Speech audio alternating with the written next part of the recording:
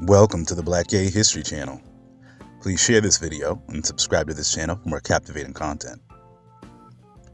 I love to run across stories of people creating new spaces for LGBTQ people to flourish, and one of those new spaces is an LGBTQ-led and friendly church growing in Kenya.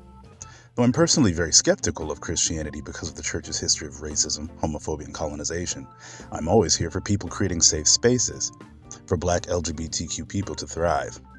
Openly gay pastor David Ochar has been speaking to several media outlets about his work at Cosmopolitan Affirming Church, a church that is expressively open to LGBTQ people in Kenya. Found a great interview on Spice FM on YouTube, a Kenyan radio show, of Pastor Ochar, and I was pleasantly surprised to see that the interviewers were very kind to him. I gagged when Pastor Ochar mentioned he grew up and eventually left the Seventh-day Adventist Church because that was the church I was raised in and left, and I don't hear too much about LGBTQ people coming from the SDA church. David Ochar founded the church in 2017 after realizing that there were many of his gay and trans friends in the church who were encountering problems with being who they were.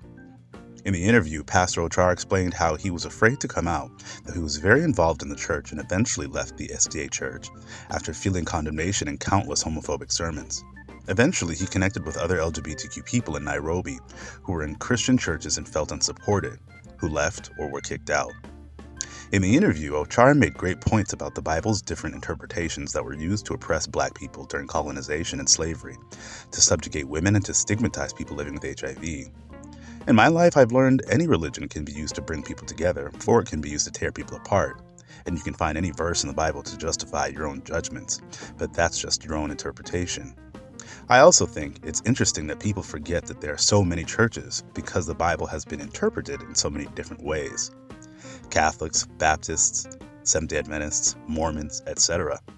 So why can Christians accept other denominations as different branches of Christianity, but not accept churches that support LGBTQ people? In the interview, Pastor Ochar also made it clear that their church accepts everyone and that there are straight people and their children who attend his church as well, which of course I think is an important point to make. The exclusion is only happening one way. While there are many straight and LGBTQ Black people in today's age questioning the necessity of spirituality and the church, I think that community is what's important, and if LGBTQ people don't think that church is the way, I think we need to create new spaces entirely. The reason why many people enjoy church is the community and connectivity, and I don't think we can rely on just gay bars to connect. Another great point he brought up in the interview is that homophobia is like another form of separation that is common on the African continent: tribalism. Tribalism tears up the African continent needlessly in genocides and wars based on differences between neighboring tribes, and homophobia and transphobia is just another form of tribalism and needless discrimination that holds the African continent and the Black diaspora back from becoming a more safe and cohesive people. It warms my heart to see that more and more spaces in Kenya are supporting LGBTQ people despite the setbacks the country is seeing in legislation. Pastor Ochar and his congregation are a beacon of hope to so many people who feel unwelcome in their own home and churches. Hopefully stories like these get out to all the young LGBTQ kids out there growing up in churches so they know they are not alone.